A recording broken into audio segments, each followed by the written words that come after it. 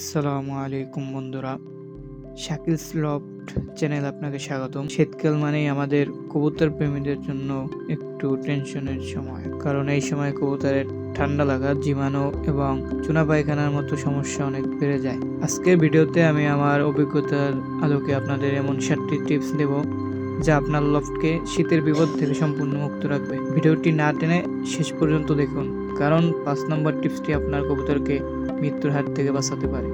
প্রথমে আসি লফটের পরিবেশ নিয়ে। শীতের সরাসরি বাতাস কবুতরের জন্য বিষের মতো। আপনার লফট যদি খোলা জায়গায় হয় তবে উত্তর দিকের বাতাস অবশ্যই বন্ধ করতে হবে। রাতের বেলা লফটের চারপাশ চট বা ত্রিপল দিয়ে ঢেকে দিন, তবে খেয়াল রাখবেন একদম উপরে যেন অন্তত 2 থেকে 3 ইঞ্চি ফাঁকা থাকে, যাতে বাতাস চলাচলের মাধ্যমে লফটের ভেতরে গ্যাস বেরিয়ে যেতে পারে। লফটের ভেতরের পরিবেশ যেন সবসময় শুকনো থাকে, সেদিকে কড়া নজর রাখুন। পানির সঠিক ব্যবহার। শীতকালে কবুতর খুব কম পানি পান করে, আর ঠান্ডা পানি খেলে তাদের বুক জমে যাওয়ার ভয় থাকে। তাই প্রতিদিন সকালে হালকা কুসুম গরম পানি দিন। আমি আমার লফটে সপ্তাহে 3 দিন একটি বিশেষ মিশ্রণ দেই, আদা, রসুন এবং তুলসী পাতা একসাথে পানিতে ফুটিয়ে সেই পানি কবুতরকে দিলে তাদের শরীরের ভেতর থেকে গরম থাকে। এই প্রাকৃতিক অ্যান্টিবায়োটিক তাদের রোগ প্রতিরোধ ক্ষমতা কয়েক গুণ বাড়িয়ে দেয়। শীতকালীন বিশেষ খাবার। 3 নম্বরে অত্যন্ত গুরুত্বপূর্ণ পয়েন্ট হলো খাবার।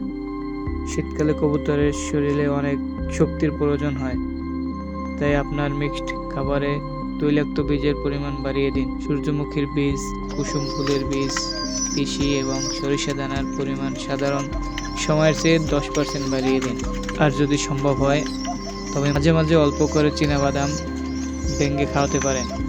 এতে কবুতরের শরীরে চর্বি বাড়বে, যা তাদের শীত সহ্য করার ক্ষমতা দেবে। রোগের লক্ষণ ও দ্রুত সমাধান। শীতে কবুতর অসুস্থ হলে শুরুতেই ধরা খুব জরুরি। যদি দেখেন কোনো কবুতর পালক ফুলিয়ে এক কোণে বসে আছে অথবা তার নাক দিয়ে পানি পড়ছে, তবে বুঝবেন তাকে ঠান্ডা ধরেছে। এমত অবস্থায় দেরি না করে তাকে সাথে সাথে অন্য সুস্থ কবুতর থেকে আলাদা করুন।